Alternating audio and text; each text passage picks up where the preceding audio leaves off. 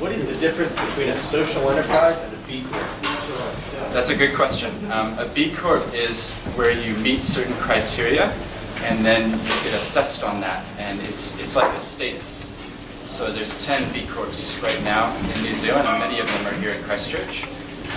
So it's slightly different, because what we're talking about here was like a legal structure. So you're either a company or a trust. But B Corp, you tick the box about sustainable sourcing and other things. Yeah. Can I piggyback on that? And where B Corp started in the States and Canada, it was pretty much to be that central structure. And then as the brand proposition has been exported, it's become this assessment framework. So it's a B Corp in New Zealand is a different thing to a B Corp in America, but there are some similarities. And that's part of the conversation. Yeah. Anybody else? So I tried to summarize the whole talk into this one page on the front there. So it's a takeaway for you to take away as ideas. You've been comparing New Zealand and Australia, so the structure of the social enterprise probably relates to the results actually. Maybe there's a correlation, maybe not. Maybe there are other countries around the world who are doing it better, and because of that, they're attracting more people thinking like you. Yeah, well that's right. And actually, the fascinating thing. So I have like a 7-page version, which is like an essay, which goes into a lot more detail. This was like a condensed version, but basically in Canada, the UK, and other countries, they do have some structures which are more along the lines of the middle. Sometimes they call them community interest companies. So, yeah. Can you share us a little bit about what a charitable company is? Yep. So a charitable company is one where they made a decision to write into their constitution what their purposes are, which are charitable, and then they go for status as a charitable company. So that, there are ways you can make the existing structures work.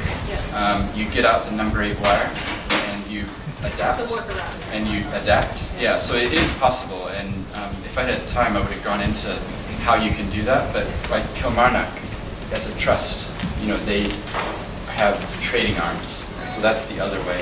And Addington Coffee Co-op, I believe they're a company, and yet they return profits to the people that they're benefiting. So, yeah.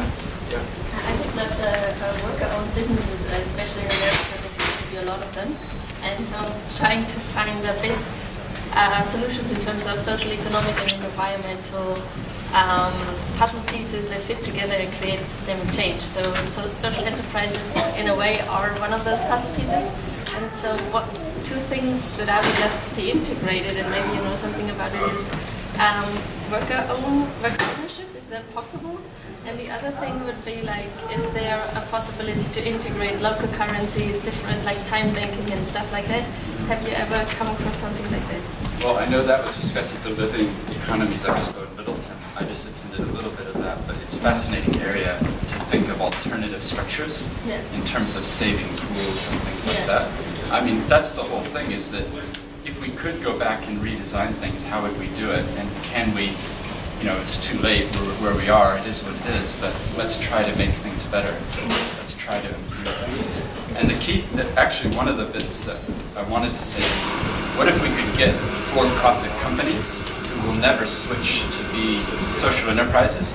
If we could move the dial even 2% so that they sustainably sourced from social enterprises, then that would really increase the viability of the social enterprises. So it would be, that would be an amazing thing, even if that's all that we did, is to get people thinking about where are we getting our paper and who's doing the catering, and, pretty basic things, but most corporations don't think it's it. And that space on social procurement, if anyone's really interested in that, we've got a stream of work on it at Arkina. Sorry, I keep interrupting. Yeah. There's a lot of work. Great. Thank you very much. Share what's on the back? Oh, on the back, thank you. We're going to have, that's it. We're going to have an event in May that's open and it's free for anyone. We call it a legal mashup because it sounded better than a legal seminar. Because who wants to go to a legal seminar?